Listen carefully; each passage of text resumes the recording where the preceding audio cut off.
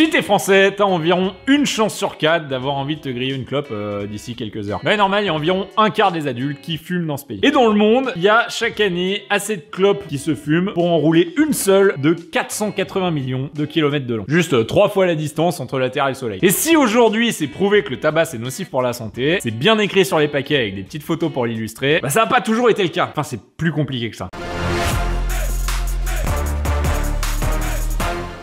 On va commencer par un petit sondage. Est-ce que tu fumes ou est-ce que t'as déjà fumé? Dis-nous tout ça en commentaire, on va voir ce que ça donne sur la chaîne pour voir si on est dans les stats ou pas. Et allez, c'est parti, on va parler gros complot. Mais d'abord, s'il y a bien un réflexe à avoir quand on parle de complot, c'est d'en voir partout ou d'en voir nulle part. Donc ouais, pour une fois, on va faire plaisir aux complotistes parce que on va parler d'un complot qui existe et qui a été prouvé. Donc t'attends pas à apprendre que la Terre est plate ou qu'on vit dans une simulation. On va garder les pieds sur Terre, mais on va quand même parler d'un gros truc. Tout commence au début du XXe siècle, où grosso modo, il y a toujours eu une partie de la population qui fume. Soit à la pipe ou au cigare quand t'as de la thune, soit déroulé pour le bas-peuple. Bon, en tout cas, c'est comme ça qu'on se le représentait. Tout ça, ça nous vient à la base des traditions des Amérindiens, qui, quand les Espagnols ont eu le bon goût de les piller au XVIe siècle, ont ramené du tabac. Alors que ce soit à fumer, à chiquer ou à priser, bah ça s'est tranquillement répandu en Europe depuis. Tout ça, ça a fait son bonhomme de chemin dans les usages, jusque dans les années 20, où la production et la vente ont carrément commencé à être gérées par des monopoles d'État, et qui vont servir de la thune engrangée pour amortir des emprunts contractés par la dette publique. Et dans les années 30, c'est l'invention par des Suisses de la cigarette qu'on appelle filtre, bah, ce qui est celle qu'on connaît aujourd'hui. Et c'est à ce moment-là que, disons,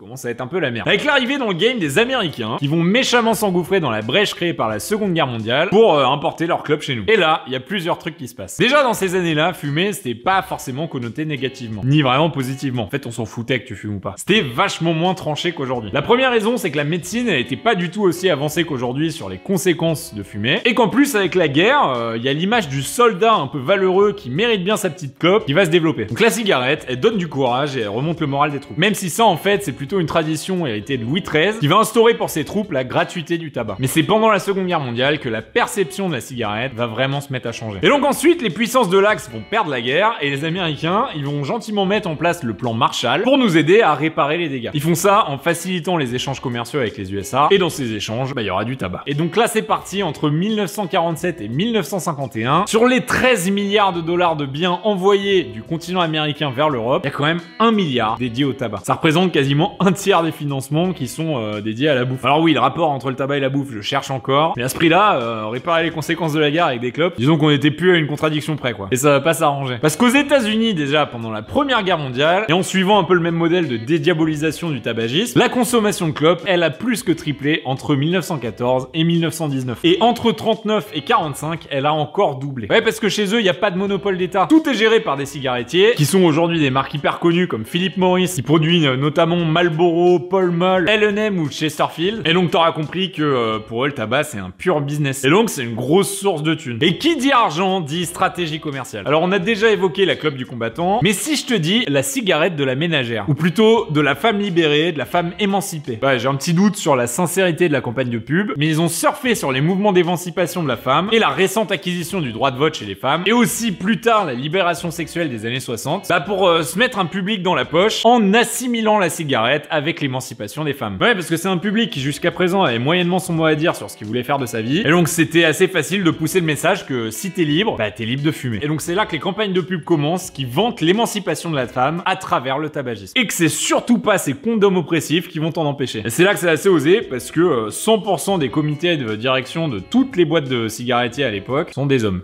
Mais ça, à la limite, même si c'est relativement malhonnête, c'est pas horrible par rapport à ce qui vient juste après. Même si on peut se dire que pour l'émancipation, ils auraient pu prôner autre chose qui était trusté par les hommes, genre la pétanque. Mais bon, pourquoi pas donner aux femmes la liberté de se pourrir la santé comme les hommes le font. Comme ça, tout le monde décide en connaissance de cause, et on est sur un pied d'égalité. Ouais, mais non, en fait, parce que les progrès de la médecine, bah ils ont montré notamment via des expériences sur les souris, un lien direct entre le tabagisme et le cancer du poumon. Et pas mal d'autres conneries. Et donc même si c'est trop tard pour ceux qui sont déjà fumeurs, ouais, le mal est fait, bah c'est là que va commencer quelque chose de beaucoup plus subtil, beaucoup plus pernicieux, beaucoup plus vicieux, quoi, un vrai truc de connard, c'est qu'ils vont commencer à mettre en place quelque chose qui s'appelle la stratégie du doute. Et cette stratégie, elle était censée durer ad vitam aeternam. Ouais, je maîtrise le latin, moi. Cette stratégie, elle consiste tout bonnement à mettre en doute tous les rapports médicaux qui ont des conclusions négatives pour le tabac. Donc par exemple, ils vont dire que peut-être qu'en fait, l'augmentation des cancers du poumon, c'était pas lié au tabagisme, mais plutôt aux engrais qu'on se met à utiliser pour la nourriture, qui ont aussi évolué dans le même temps. En fait, ils vont toujours trouver des corrélations entre quelque chose d'autre est la conséquence négative, et ils vont publier des nouvelles études scientifiques à leur initiative qui vont être contradictoires à celles des recherches indépendantes, et donc qui vont semer le doute. Bah ouais, les cigarettiers, ils vont se mettre à monter leur propre comité de recherche pour publier leurs propres résultats et essayer de noyer le poisson, quoi. Bah ouais, parce que entre le fait qu'ils choisissent de publier les résultats que si jamais ça trouve rien de négatif sur le tabac, et en plus les pots de vin qui vont payer à des médecins un peu normalement indépendants pour vanter les bienfaits de la cigarette sur la santé, ou pour une meilleure concentration, ou même pour un effet positif sur l'asthme, et en plus ils vont se mettre à faire des campagnes marketing pour vanter le statut social des fumeurs, ou même carrément les deux à la fois via des slogans du style la cigarette préférée des médecins, on peut se dire que les mecs ils ont juste fait un putain d'énorme complot pour cacher tous les méfaits du tabac à coup de distribution d'argent. Bah parce qu'en interne ils connaissaient très bien les résultats. Ils ont même mené des expériences pour essayer de modifier le tabac génétiquement pour qu'il contienne plus de nicotine, et ils ont conçu des recettes d'agents chimiques pour adoucir la fumée et élargir les voies pulmonaires, et c'est d'ailleurs aussi eux qui ont inventé le tabac blond,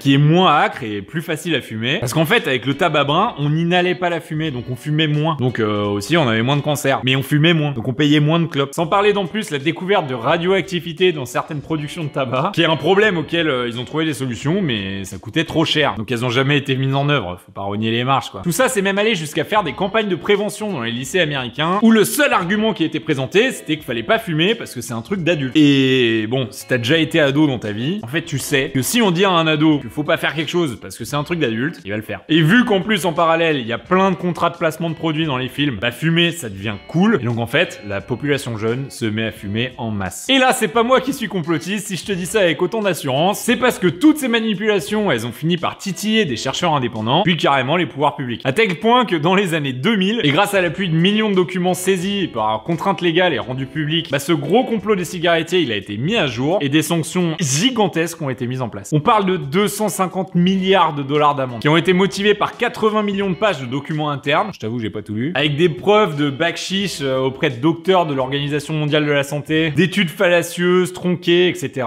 Et tout ça depuis une fameuse réunion en 1953 de tous les cigarettiers du marché qui sont tombés d'accord sur la stratégie à adopter collectivement. Donc là on parle d'une conspiration bien réelle et qui s'est étendue sur un demi-siècle. Large. Bon, on arrive à bout du temps, mais je te garantis qu'on a à peine effleuré la surface. Les sources sont en description, si t'as envie de creuser le sujet, il y a de quoi faire. Et d'ailleurs, fais-moi plaisir, va lire les sources, parce que sont galères à trouver. Un des noms de l'affaire, c'est les Tobacco Papers, et en fait, quand tu tapes ça dans Google, tu tombes sur du papier à rouler, quoi. Bref, allez, si ça t'a plu, n'hésite pas à liker la vidéo, abonne-toi pour recevoir les prochains épisodes, et surtout, active la petite cloche. Et moi, je vais aller respirer le grand air. Allez, à plus.